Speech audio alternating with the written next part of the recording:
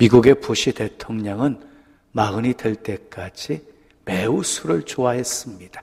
그래서 사람들은 그를 알코올 중독자로 생각을 했습니다. 어느 누구도 그에게 기대하는 사람이 없었습니다. 그런데 1985년 여름 부시 가족 별장에서 빌리 그레이함 목사님과 시간을 가지면서 깊은 신앙의 대화를 나누게 되었습니다. 그때 놀라운 역사가 일어나게 되었습니다. 성령이 강력하게 역사한 것입니다.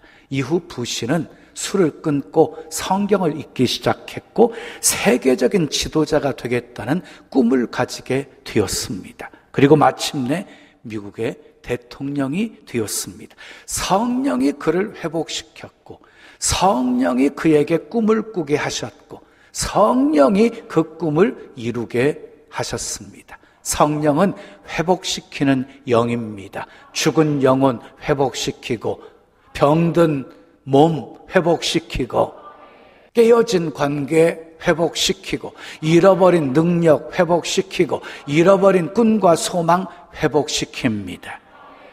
성령이 임하면 우리에게 두 가지가 나타나게 되어지는데요. 하나는 놀라운 변화이고 또 하나는 아름다운 열매입니다.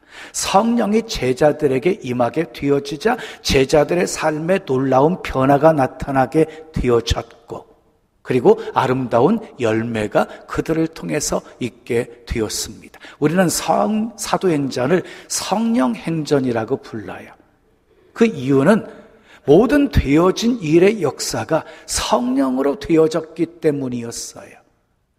사도행전 1장은요 성령을 부어주시는 목적을 말씀하고 있어요. 사도행전 1장 8절에 보면은 성령이 너희에게 임하시면 너희가 권능을 받고 예루살렘과 온 유대와 사마리아와 땅끝까지 이르러 내 증인이 되리라 하시니라. 성령을 부어주시는 목적을 말씀하고 있지요. 2장은요 성령이 오순절날 마가의 다락방에 모여 기도하던 각 사람 위에 임하게 되어집니다. 3장은 성령이 베드로를 통해 안진뱅이를 일으킵니다. 4장은 성령이 박해도 담대하게 하나님의 말씀을 전할 수 있도록 역사하십니다. 5장은 성령이 교회 안에서 부정을 정화해요. 아나니와 삽비라 사건을 통해서. 그리고 사도들이 표적을 행하게 하십니다. 6장은 성령이 7집사를 선택하게 하십니다. 7장은 성령이 스데반의 순교를 감당하게 하십니다. 8장은 성령이 사마리아에서 전도하게 하심으로 그 성의 기쁨이 가득하게 하십니다. 9장은 성령이 다메섹 도상에서 사울을 회심시킵니다. 10장은 성령이 고넬료 가정에 임하여 세례를 받게 하십니다. 11장은 성령이 안디옥 교회를 설립하게 하십니다. 12장은 성령이 감옥에서 베드로를 구출하십니다. 그리고 13장은 성령이 바울과 바나바를 선교사로 파송하게 하십니다. 14장은 성령이 이고니온과 루스드라에서 전도하게 하십니다. 15장은 성령이 공의의 결의로 율법주의에서 자유하게 하십니다. 16장은 성령이 유럽 전도를 강권에서 빌립보에서 전도하게 하십니다. 17장은 성령이 철학의 도시 아단에서 전도하도록 지혜를 주십니다. 18장은 성령이 고린도에서 전도하는 바울에게 환상 가운데 격려를 하십니다. 19장은 성령이 에베소에서 전도하는 바울에게 놀라운 능력을 행하게 하십니다. 20장은 성령이 에베소 교회에서 바울이 목회한 일을 회고하게 하십니다. 21장은 성령이 바울로 하여금 순교를 각오하게 하십니다. 22장은 성령이 바울로 하여금 부름받은 일을 간증하게 하십니다. 23장은 성령이 바울에게 담대히 증거하라고 격려하십니다. 24장은 성령이 바울로 하여금 벨릭스 앞에서 증거하게 하십니다. 25장은 성령이 바울로 하여금 가이사 앞에서 호소하게 하십니다. 26장은 성령이 바울로 아그리빠 왕 앞에서 증거하게 하십니다. 27장은 성령이 풍랑 만난 바울에게 확신과 용기를 주십니다. 28장은 성령이 바울로 로마에서 그리스도를 증거하게 하십니다. 사도행전은 성령의 역사로 놀라운 변화가 있었고 아름다운 열매가 있었습니다. 오늘날 사람들의 모습 속에서 가장 안타까운 모습, 가장 비극적인 모습은 무엇입니까? 변화를 꿈꾸지 않는다는 거예요. 열매를 꿈꾸지 않는다는 거예요. 그런데 요엘서 2장 28절의 예언처럼 성령이 부어지게 되어지면 자녀들은 예언할 것이고 청년들은 환상을 보게 될 것이고 노인들은 꿈을 꾸게 될 것입니다. 저에게도 1982년 극적인 변화가 제 삶에 있었어요. 하나님이 성령을 통해서 환상과 꿈을 통해서 강렬하게 제게 소명을 주셨어요. 제 인생을 뒤바꿔 놓았어요. 그래서 거부할 수 없는 소명을 받고 사역자가 되었습니다. 그 후 성령이 3천의 비전을 품게 하셨고 성령이 그 비전을 이루게 하셨습니다. 그리고 성령이 다시 3만의 비전을 품게 하셨습니다. 자, 오늘 본문을 이해하려면 역사적인 배경을 조금 아셔야 돼요. 북이스라엘은 아수르의 망해예요. 아수르는 바벨론의 망해예요. 남유다도 바벨론에 망하게 되어져요. 그런데 이스라엘 백성들 바벨론 포로 생활 기간을 정하셨어요. 70년. 그리고 기간이 차게 되어지면 고국으로 다시 돌아오게 하실 것이라고 약속하셨어요. 하나님이 어떻게 이루셨습니까? 메대 바사가 바벨론을 정복하게 하셨어요. 그때 고레스 왕이었는데 고레스 왕의 마음을 성령이 감동시키셔서 이스라엘 백성들을 예루살렘으로 귀환하게 만듭니다. 그때가 BC 주전 538년이었습니다. 그때 고레스가 유대인들이 예루살렘에 돌아가서 성전을 재건할 수 있도록 재정적인 뒷받침을 하라고 명령했고 예루살렘 성전에서 빼앗아 온 성전의 금과 은 다 되돌려 주도록 명령을 했습니다. 유대인들이 이스라엘로 돌아오게 되어지는데 1차 귀환을 이끈 사람은 스룹바벨이었고 2차 귀환을 이끈 사람은 에스라였고 3차 귀환을 이끈 사람은 느헤미야였습니다. 1차 귀환의 목적은 성전 재건이었고 2차, 3차 귀환의 목적은 성벽 재건과 신앙 재건이었습니다. 왜 이스라엘 백성들이 바벨론 포로 생활에서 돌아와가지고 가장 먼저 성전을 재건하려고 힘썼을까요? 성전은 하나님이 임재하시는 장소였기 때문입니다. 근데 스룹바벨 중심으로 1차 귀환은 언제 이루어졌습니까? 바벨론 포로 생활 48년째 되는 해에 이루어졌어요. 그렇다고 한다면 하나님께서 바벨론 포로 기간을 70년을 정하셨는데 자그마치 22년을 감면해 주신 것입니까? 아닙니다. 스룹바벨은 예루살렘으로 돌아와서 성전 재건 작업을 시작하게 되어져요. 그때가 주전 536년이었어요. 이스라엘로 돌아와서 2년 동안 준비하고 드디어 재건 작업을 시작하게 되어진 것이에요. 근데 생각지도 못한 일이 발생하게 되어져요. 성전의 기초를 딱 이렇게 닦았을 때 그 땅에 살고 있던 사마리아 사람들이 우리도 함께 재건에 동참하게 해달라 하고 요구하게 된 거예요. 유대 지도자들이 회의한 끝에 그들의 요구를 거절하게 되어집니다. 거절한 이유가 무엇이었냐면요, 사마리아 사람들은 어떻게 만들어진 사람들이었냐면요, 포로로 끌려가지 않고 그 땅에 남았고 이방인들과 결혼해가지고 혼혈 혈통을 갖게 된 사람이 사마리아 사람들이었어요. 그런데 혼혈 혈통뿐만 아니라 혼합 종교까지 그들은 갖고 있었어요. 그래서 더럽혀진 그들과 함께 거룩한 성전을 지을 수 없다고 거부한 것이었어요. 그러자 그들이 건축을 방해하게 되어집니다. 바사의 관리들에게 뇌물을 주어가지고 공사를 막게 만들었고, 그리고 왕에게 고소장을 넣었어요. 고발했던 내용은 성전을 건축해서 정치적인 반역을 꾀하고 있다고 하는 내용이었어요. 아닥사스다 왕이 그 고발장의 내용을 보면서요, 이스라엘 백성들이, 유다 백성들이 반역을 꾀할 수 있다고 의심해서 성전 건축을 중단하도록 명령을 내려요.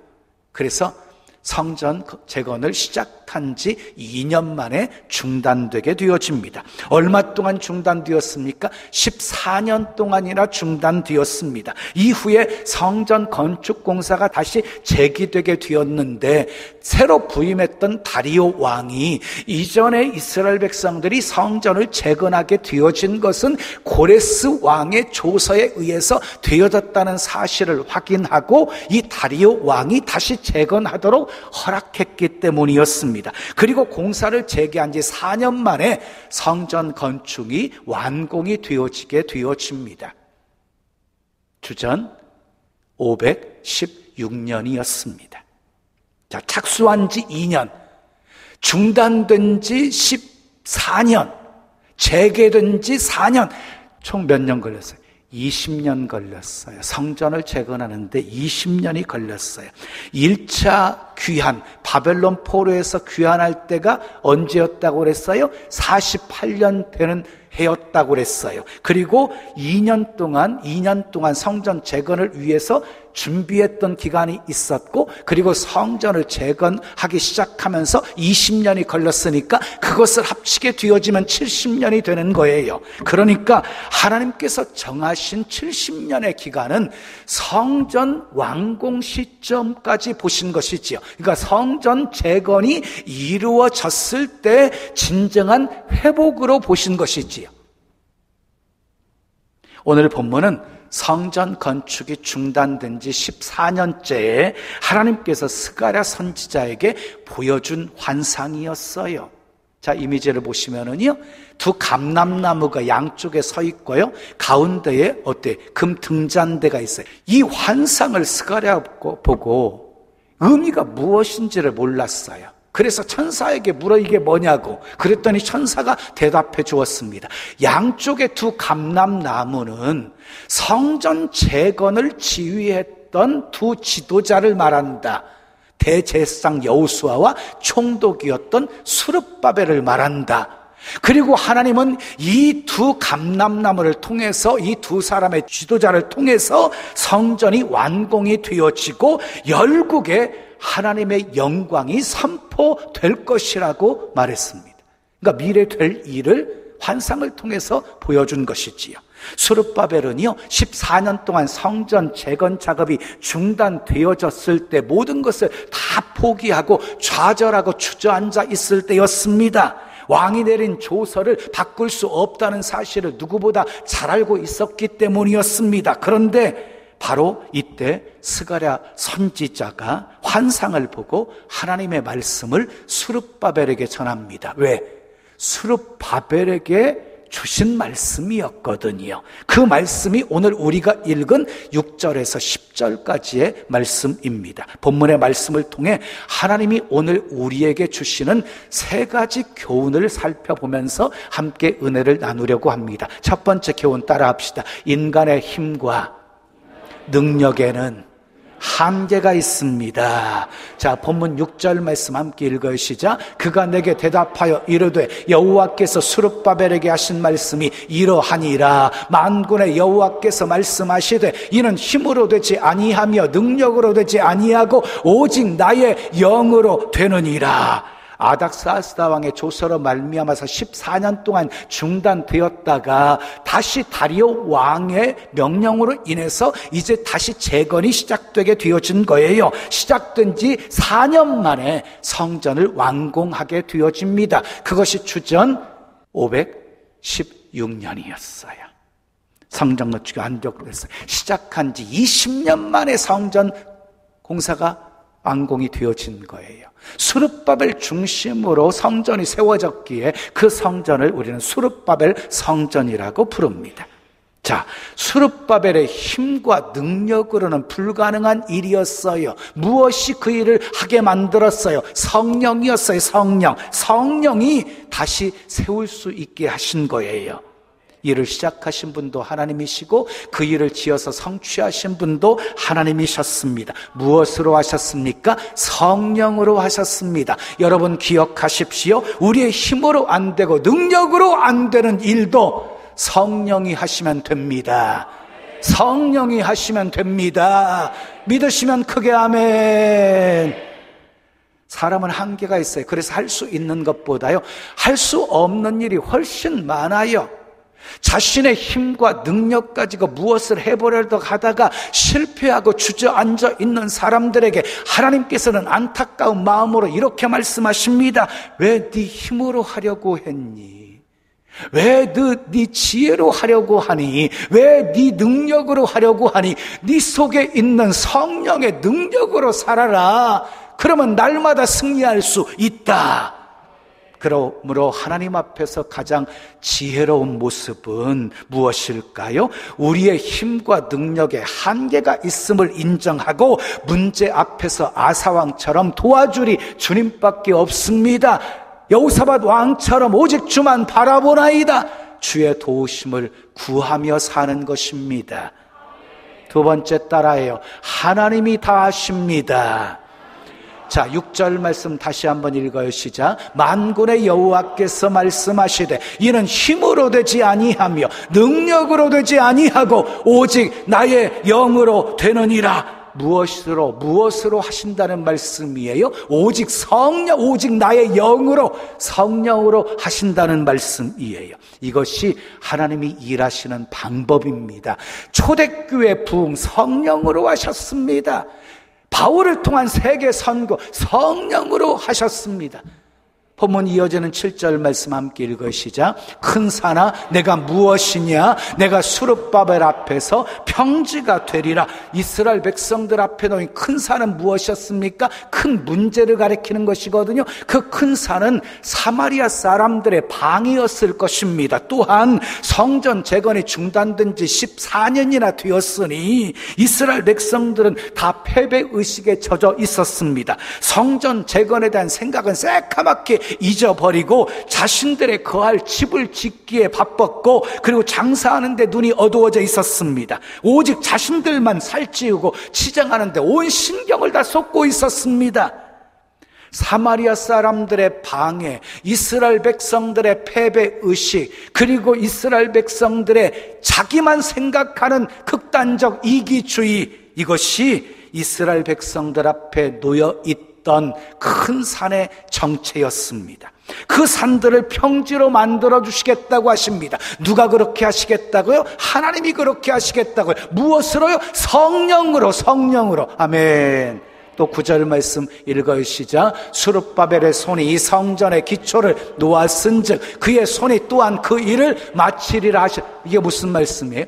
수르바벨 통해서 성전 재건의 기초를 시작하게 하신 하나님이 마치는 것도 수르바벨 통해서 마치게 하시겠다는 말씀이에요. 누가 그렇게 하시겠대요? 하나님이 그렇게 하시겠대요. 여러분 기억하십시오. 수르바벨은 하나님이 하시는 일에 쓰임받는 도구였고 통로였을 뿐입니다. 일을 시작하게 하신 분도 하나님이셨고 그 일을 성취하신 분도 결국은 하나님이셨습니다. 아멘. 하나님은 인간들이 비록 실수하고 넘어져서 좌절하고 있을지라도 결코 포기하지 않으시고 하시고자 하시는 뜻을 이루시고야 마시는 분이십니다.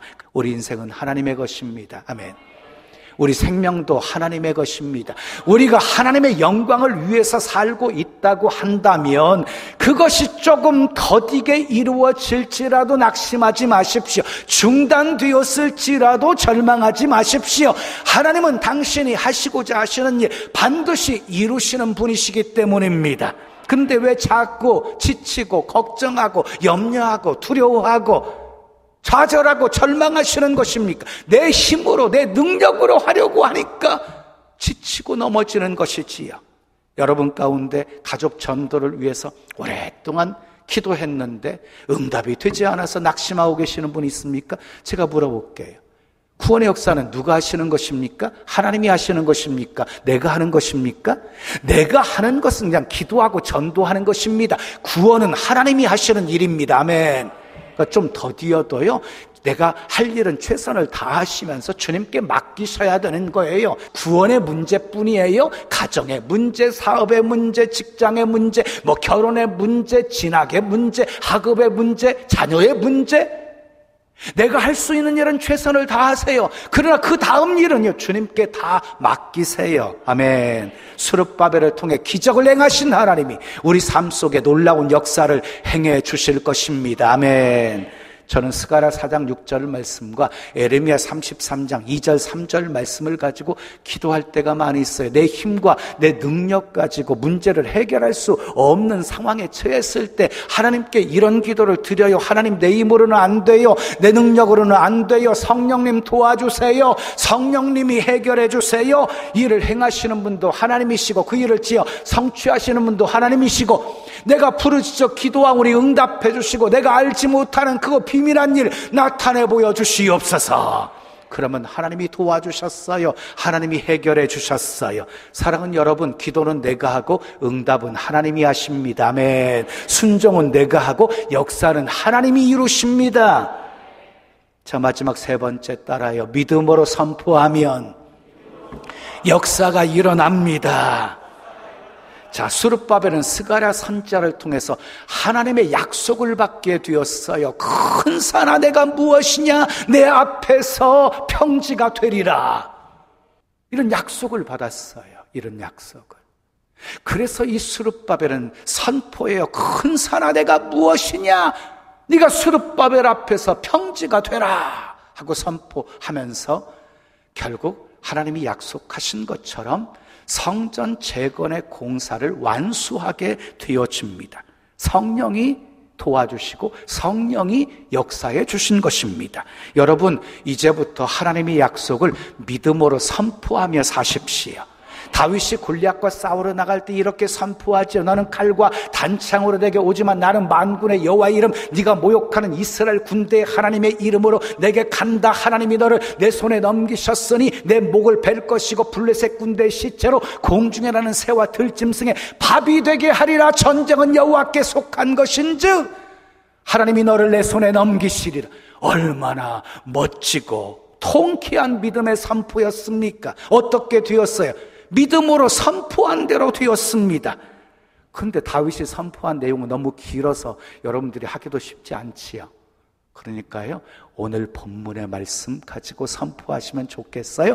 큰 산아, 내가 무엇이냐? 내가 스룹바벨 앞에서 평지가 되리라. 우리 다 같이 시작. 큰 산아, 내가 무엇이냐? 내가 스룹바벨 앞에서 평지가 되리라. 한 번 더 시작. 큰 산아, 내가 무엇이냐? 내가 스룹바벨 앞에서 평지가 되리라.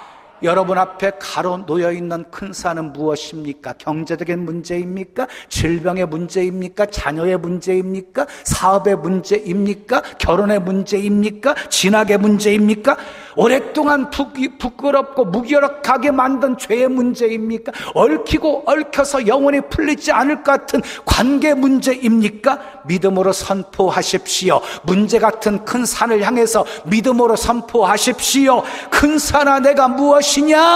내 앞에서 평지가 되라. 아멘. 가난아, 내가 무엇이냐? 내 앞에서 평지가 되라. 질병아, 내가 무엇이냐? 내 앞에서 평지가 되라. 시험아, 내가 무엇이냐? 내 앞에서 평지가 되라. 믿음으로 선포하며 사십시오. 예수님도 그렇게 믿음으로 선포하며 사셨어요. 귀신 들린 자를 향해서 더러운 귀신아 그 사람에게서 나오라 하고 선포하셨고, 풍랑이는 바다를 향해서 바다야 잔잔하라 고요하라라고 선포하셨고, 죽은 나사로를 향해서 나사로야 나오라 하고 선포하셨습니다. 사랑하는 여러분, 성령은 하나님과 함께 온 우주 만물을 창조하신 분이십니다.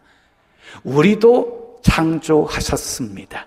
성령은 예수님의 동정녀 탄생을 가능하게 하셨습니다. 성령은 예수님께 지혜와 능력을 주셨습니다. 성령은 예수님이 십자가에 못 박아 죽으셨을 때 다시 살리셨습니다. 예수님을. 사랑하는 여러분, 이제부터 내 힘과 내 능력으로 살려고 하지 마시고 성령의 능력으로 사십시오. 하나님이 다 아십니다. 모든 주권 하나님이 가지고 계십니다. 이제부터 내 힘과 내 능력으로 살지 마시고 성령이 감동하시면 그냥 믿음으로 선포하며 사십시오. 그래서 성령의 능력으로 회복을 경험하시고, 아멘, 축복을 경험하시고 날마다 승리를 경험하며 사시기를 예수님의 이름으로 축원합니다. 축원합니다.